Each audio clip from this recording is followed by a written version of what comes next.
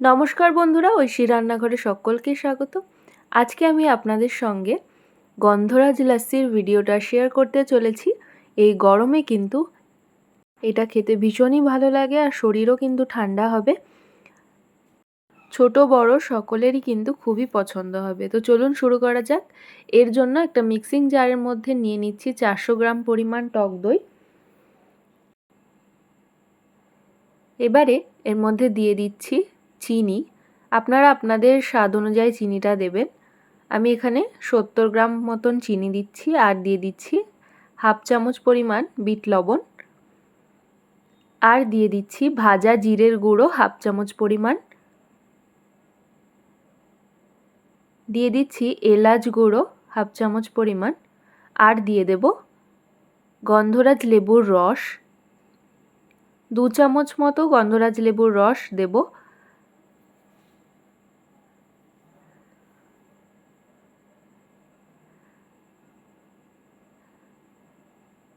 আর এবার দিয়ে দিচ্ছি লেমন জেস্ট।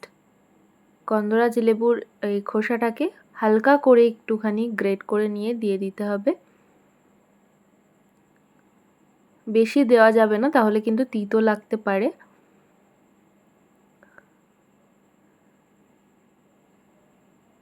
দিয়ে এবারে সব কিছুকে ব্লেন্ড করে নেব। ব্লেন্ড করে নেওয়ার পর এবারে এর মধ্যে আমি 1 কাপ পরিমাণ ঠান্ডা জল দিয়ে দিচ্ছি।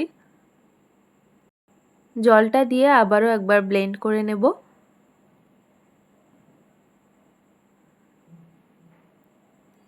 আমাদের গন্ধরাজ লাস্সি কিন্তু একদম রেডি হয়ে গেছে। একদম ঠান্ডা ঠান্ডা এটাকে সার্ভ করুন। বাড়িতে হঠাৎ করে গেস্ট আসলেও কিন্তু এটা সার্ভ করতে পারেন। ভিডিওটা যদি ভালো লেগে থাকে অবশ্যই কিন্তু কমেন্ট করে জানাতে ভুলবেন না। আর এখনও যদি আমার চ্যানেলটি সাবস্ক্রাইব না করে থাকেন অবশ্যই কিন্তু সাবস্ক্রাইব করে দেওয়ার অনুরোধ রইল। আর পাশে থাকা বেল আইকনটি প্রেস করে দেবেন, যাতে আমি চ্যানেলে যখনই কোনো নতুন ভিডিও শেয়ার করব নোটিফিকেশান আপনাদের কাছে পৌঁছে যাবে। আজকের মতন এই পর্যন্তই। আবার চলে আসব অন্য কোনো নতুন রেসিপি নিয়ে। ধন্যবাদ, ভালো থাকবেন।